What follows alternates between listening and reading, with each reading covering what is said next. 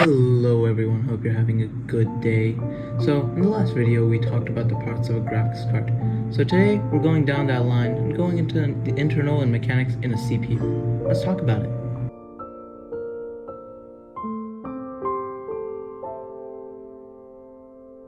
Alright, let's get right into it. So to start, if you were to open a CPU or take its heatsink off, you would see a small rectangular metal plate on the PCB. This plate is the main processing unit, and you would see it on any processing unit. Now this plate is not just a normal plate, it is a part of the CPU that actually processes the data.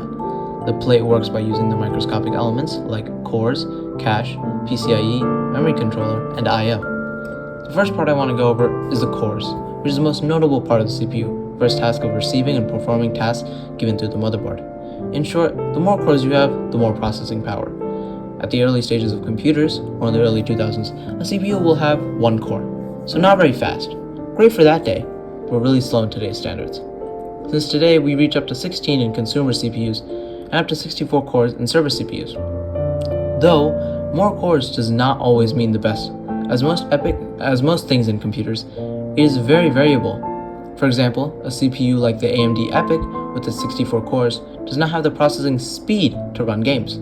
But in the same sense, a CPU like the Intel i9 with the 16 cores couldn't run servers. Well, it could, but it would be really expensive.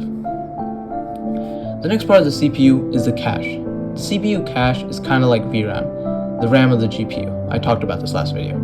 CPU cache is a very small amount of storage on the CPU, like only 16 megabytes. But now, some CPUs like the AMD 5000 series, using their 3D cache and chipset stacking, are able to get up to 32 megabytes or up to 64 megabytes.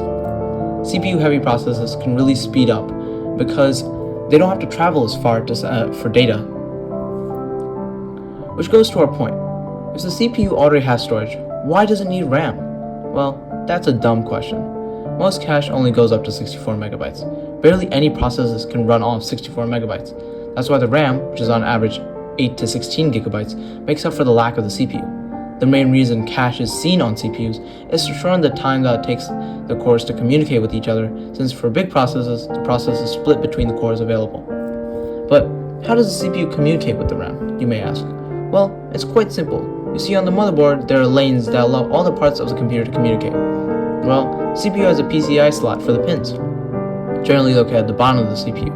Careful not to bend these, because these will break your CPU, unless you have an Intel, or more recent AMD.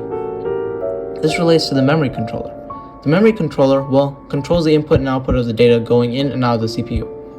Though this not only affects the RAM, it affects all data, such as the graphics card, hard drive, SSD, etc. This ties into the I/O. It is the part of the CPU that allows the communication of the computer parts.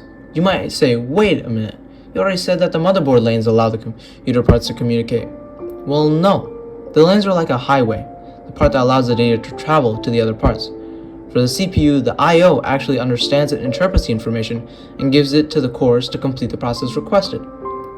All of that in a small rectangular metal sheet, which is all under a big metal plate.